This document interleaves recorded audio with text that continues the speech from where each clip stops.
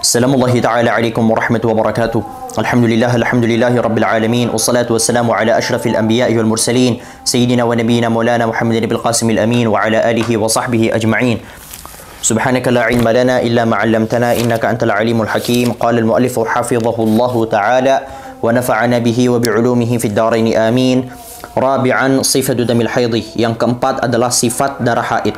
Kemarin kita sudah membahas tentang definisi haid, definisi nifas, definisi istihadah, definisi darah fasad, dan beberapa bahasan lainnya. Di antaranya adalah kita juga membahas tentang cairan yang keluar dari kemaluan seorang perempuan, apakah ia dihitung sebagai sesuatu yang suci atau najis. Setelah itu kita juga sempat membahas tentang durasi minimal haid. Kita sudah masuk ke kajian haid yang lebih spesifik.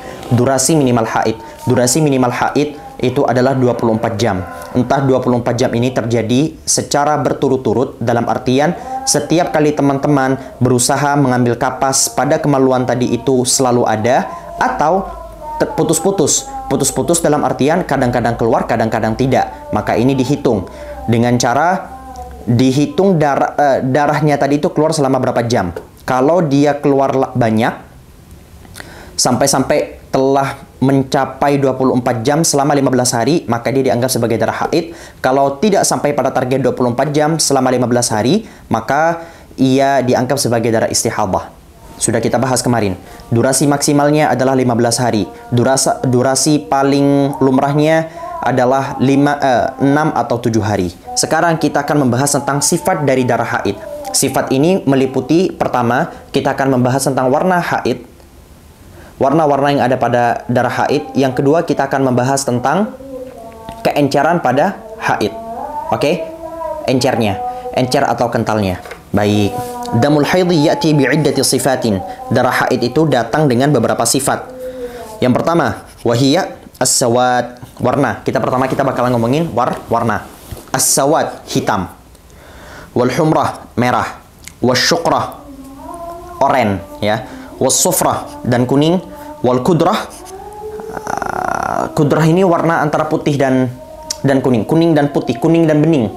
Kuning dan bening, bisa dibayangin ya. Keruh, kuning kekeruh-keruhan. Wahiyya ma baina al-asfari wal abyad. Oh, ini nih ada. Wahiyya, adapun kudrah, arti kudrah adalah warna antara kuning dan putih, kuning dan bening maksudnya. Waqad yakunu ad-damu thakhinan wa qad yakunu natinan. Kadang-kadang darah itu kental dan kadang-kadang ia itu encer. Waduh. Duh. Nah, baik. Sekarang kita akan bahasan kita tadi itu kesimpulannya, warna haid itu ada 5. Warna haid itu ada 5. Yang paling kuat itu hitam. Kemudian level di bawahnya itu merah.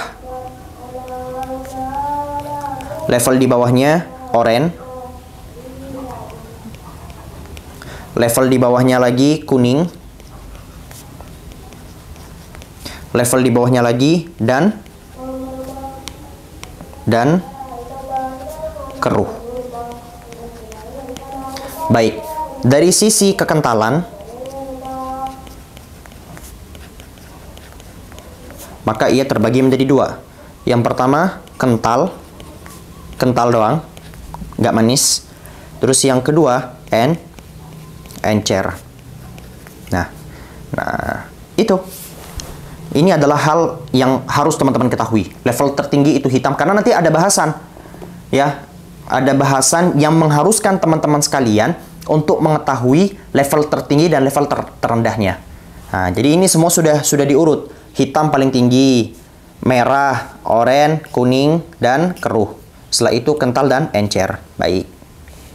Selanjutnya, idza arafta ma taqaddama fa'lam. Kalau kamu sudah tahu apa yang sudah kita bahas tadi itu, maka ketahuilah annal asahha min aqwali a'immatina asy-syafi'iyah, bahwasannya yang lebih sahih dari pendapat ulama imam-imam kita yang bermadzhab Syafi'i, annal kudrata was-sufrata haidun, bahwasannya warna keruh itu warna kuning kebening-beningan tadi itu, dan warna kuning itu masihlah haid. Kenapa ini perlu dibahas? Karena ada pendapat yang menyatakan bahwasanya warna kuning dan warna keruh kita sebut kudrah ini warna keruh, karena kudrah memang artinya keruh ya. Warna kuning dan warna keruh itu dianggap sebagai, tidak dianggap sebagai haid, melainkan dia dianggap bukan bagian dari haid. Apa sih? Ya, begitu. Karena memang ada hadisnya. Baik. 5 rawal Bukhari anna an-nisaa kunna yab'athna lis-sayyidati Aisyah radhiyallahu anha bid-durjati fiha al-kursuf fihi sufrah fataqulu. Suatu hari ya, ada hadis dari riwayat Bukhari bahwasanya banyak sekali perempuan-perempuan yang mendatangi Ibunda Aisyah membawa kain yang biasa mereka gunakan untuk menutup haid mereka, atau bahasa sekarang pembalut. Jadi apakah pembalut ada di zaman Ibunda Aisyah? Ada. Zaman Rasulullah ada. Perempuan-perempuan jahiliyah ya, waktu itu mereka juga sudah menggunakan pembalut. Hanya saja bentuk pembalutnya bukan sebagaimana sekarang. Mereka dulu pakai kain. Nah, kain ini dibawakan ke Ibunda Aisyah, dan pada kainnya tadi itu ya, itu ada sufrah. Ada darah yang berwarna kuning. Oke? Ada darah yang berwarna kuning. Mereka nanya ke Ibunda Aisyah, "Ibunda Aisyah, ini pembalutnya ada bekas darah begini ya. Ini tuh masih haid atau enggak?" Terus dijawab oleh Ibunda Aisyah, "La ta'jalnah." Jangan terburu-buru. Maksudnya jangan terburu-buru sholat, jangan terburu-buru mandi besar, ya. Jangan terburu-buru puasa. Kenapa? Hatta taraina al-qassatal bayda. Sampai-sampai kamu melihat pembalut tadi itu berwarna bening. Sampai putih bening ya, putih bening bersih. Kalau masih ada kotoran kekeruh-keruhan, itu masih dianggap sebagai haid. Nah, makanya berdasarkan hadis yang diriwayatkan oleh Imam Al-Bukhari dari Ibunda Aisyah tadi itu, maka menyatakan bahwasannya sufrah kuning dan keruh tadi itu masih merupakan bagian dari haid.